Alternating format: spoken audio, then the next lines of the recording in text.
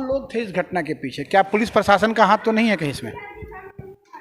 Main मुद्दा तो police प्रशासन का हाथ है, क्योंकि सुबह सुबह मुझे तेजाब फेंका गया था मेरे भाई के द्वारा। तो मैंने थाना में टेलीफोन किया, और थाना में टेलीफोन किया तो पुलिस आई, सिर्फ देख के चली गई। उसके बाद ही फिर उसी ने, यानी मेरे भाई लगते हैं, उसी ने ही रट से मार के घायल किया, और उसे गिरफ्तार अभी तक नहीं किया है।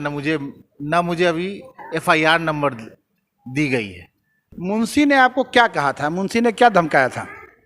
मुंशी ने धमकाया, बहुत सूचना मांगते हो और शिकायत करते हो, तुमको हम देख लेंगे, तुमको झूठे झूठे मुकदमे में फंसाएंगे। इसका मैंने मेल किया था मुख्यमंत्री से लेके डीजीपी तक, जो ट्रांसफ़र होके एसपी कार्यालय में आ चुका है, मगर उस पर कार्रवाई नहीं हुआ। तब मेरे साथ ये घटना किया गया है।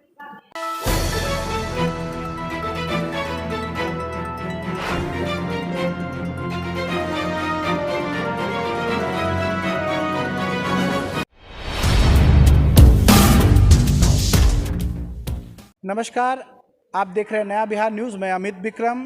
मुजफ्फरपुर के आरटीआई एक्टिविस्ट रजी हसन जी के साथ एक दुर्घटना हुई है और इनका सर फूट गया है, काफ़ी गहरा जख्म है और ये सदर अस्पताल मुजफ्फरपुर में भर्ती है। आज हम इनसे मिले और जानेंगे कि क्या मामला है, क्या कारण बना है इनके साथ इस घटना का। और इससे पूर्व में भी कई बार इनके साथ घटनाएं हुई हैं। इस क्रम में इनको अपना पैर भी गंवाना पड़ा है, गोली लगी थी और पैर इनका कट गया है। आरटीआई एक्टिविस्ट है, लगातार सरकार के खिलाफ बोलते रहते हैं।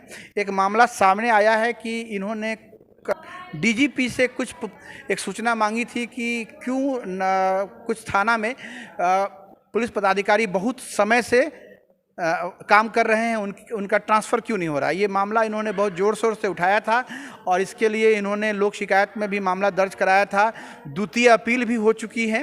मतलब ये मामला काफ़ी गंभीर हो गया था। कई पुलिस पदाधिकारी इसके जांच के घेरे में भी आ गए थे और इसी क्रम में इनकी मुजफ्फरपुर टाउन थाना के मुंशी से इनकी एक बहसा-बहसी भी हुई, बाता-बाती भी हुई और मुंशी ने इनको धमकाया था कि तुम बहुत सूचना मांगते हो, पुलिस पदाधिकारियों के खिलाफ कंप्लेन करते हो, तुमको ऐसा सबक सिखाएंगे कि जीवन भर याद रखोगे। और 16 अप्रैल को इनकी पुलिस टाउन थाना के मुंशी से बहसा-बहस हुई और 18 अप्रैल को इनका सर फट गया और कुछ लोगों ने आकर इनके साथ मारपीट की और बहुत जख्मी कर दिया। और ये सदर अस्पताल में आपको भर्ती है इलाज के लिए और आज भी हैं। आज आपको 20 अप्रैल है। आज हम इनसे मिलेंगे, बात करेंगे कि रजी जी क्या मामला है। रजी जी, मामला क्या है? ये क्या आपके साथ जो ये घटना हुई है, इसके पीछे का कारण क्या है? सबसे बड़ा कारण है कि मैंने एक 4.5 साल के बाद एफआईआर दर्ज करवाई थी और सवा महीने के बाद भी एफआईआर दर्ज करवाई थी लोक शिकायत के इससे। और डीजीपी से सूचना मांगा था कि सभी थानों में जो ज़्यादा दिन से पुलिसकर्मी रहते हैं, उसका मैंने सूचना मांगा था। तो सूचना मुझे प्राप्त हुआ 2 साल 2 महीने 4 दिन के बाद। तो उसकी मैंने आपत्ति भी दिया था और एक भाई में झगड़ा हुआ तो मैं थाना पर गया था। तो थाना पर मुंशी ने मुझे से बदतमीजी से बात किया था, तो मैंने कंप्लेन कर दिया था। मुंशी ने आपको क्या कहा था? मुंशी ने क्या धमकाया था?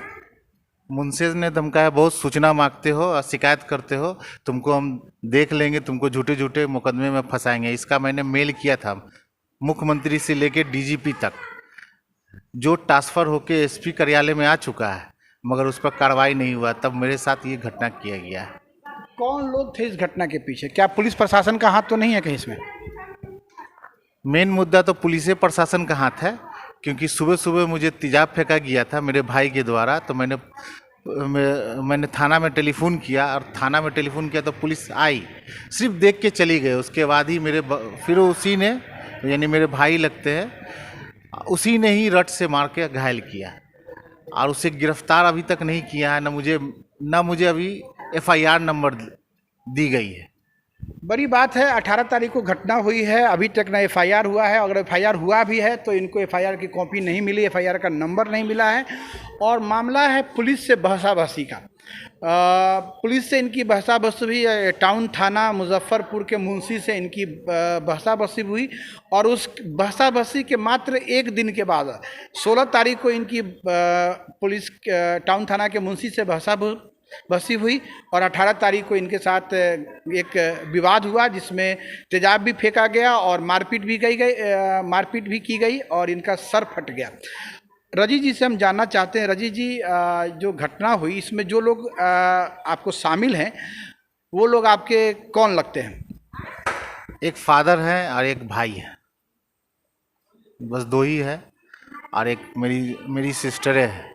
लेकिन पुलिस फिर वो पकड़ के लाई, लेकिन अब तक न गिरफ्तारी दिखा रही है न मेरे FIR नंबर मुझे अब तक मिला। मैंने ये कंप्लेन व्हाट्सएप के माध्यम से जिला अधिकारी से लेके IG तक व्हाट्सएप को कर दिया है, लेकिन अब तक मुझे नंबर नहीं मिला है। बड़ी बात है, मुजफ्फरपुर में पूर्व में भी कई RTI एक्टिविस्ट जो लोग रहे हैं उनकी हत्या भी हुई है, उनको लगातार धमकी भी मिलती रही है।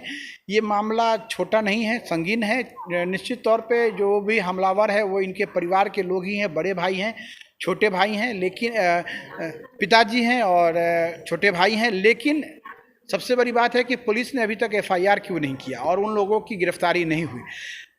ये एक दुर्भाग्य रहा है कि RTI कानून जो बनाया गया है और इस कानून के जो भी एक्टिविस्ट है जो इस कानून के माध्यम से जनता की आवाज़ उठाते रहते हैं, सरकार से सवाल पूछते हैं, सरकार से प्रश्न पूछते हैं, उन लोगों के साथ बदसलूकी होती है, मारपीट होती है।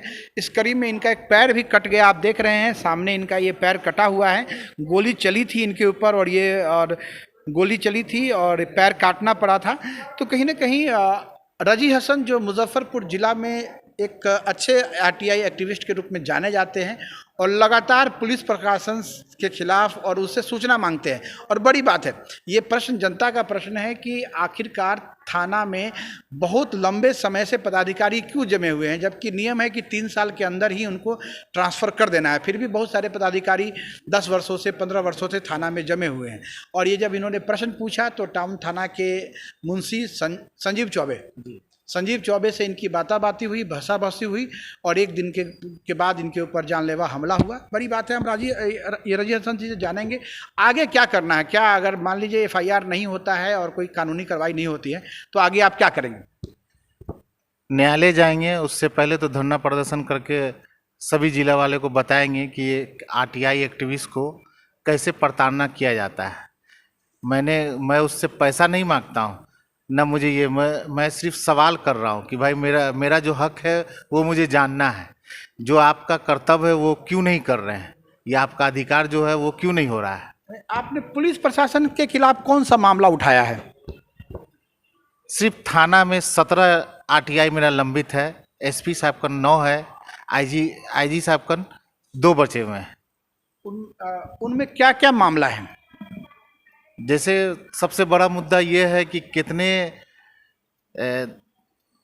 जो गाड़ी हर एक थाना में कचरा बना हुआ है उसको 3 महीने में उसे डिस्पोजल करना है। न उसका रिकॉर्ड न्यायालय में है न थाना में है, क्योंकि थाना से भी नहीं मिला।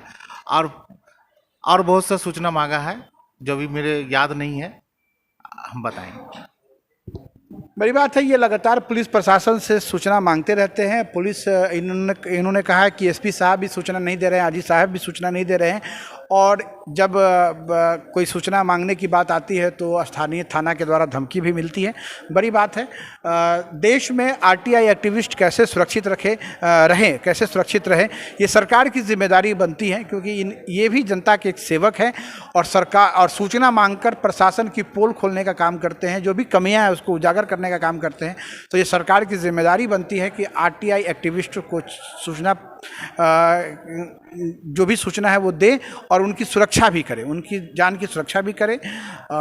बड़ा मामला है। अब देखते हैं कि मुजफ्फरपुर की पुलिस कितनी एक्टिव होती है, इनकी FIR दर्ज करती है कि नहीं करती है, इनको सुरक्षा प्रदान करती है कि नहीं करती है, क्योंकि 3.5 इंची जो घाव हुआ है वो 3.5 इंच का है ना जी, 3.5 इंच का 14 टाँके पड़े हैं, 3 जगह मेरे फुटे हुए हैं। और पुलिस बयान लेके गई है, लेकिन अब तक FIR नंबर नहीं है। 2 दिन घटना के हो चुके हैं, पुलिस आई थी, बयान लेकर भी गई है। 3.5 इंची का जख्म है, 14 टाँके पड़े हैं, लेकिन अभी तक कोई FIR नहीं हुआ है। बड़ी बात है, एक RTI एक्टिविस्ट के साथ जब इस तरह की घटना हो रही है तो आम पब्लिक के साथ कितना टॉर्चर होता होगा, कितना उसको प्रताड़ित किया जाता होगा ये थाना के द्वारा, पुलिस के द्वारा, ये सामने उदाहरण है। लगातार इस पे प्रश्न उठता रहा है कि पुलिस, एक तरफ सरकार कहती है कि पुलिस जनता की दोस्त बने, और दूसरी तरफ जो है सो पुलिस के द्वारा ही लोगों को प्रताड़ित किया जाता है। नया बिहार न्यूज़ से मैं अमित विक्रम, मुजफ्फरपुर।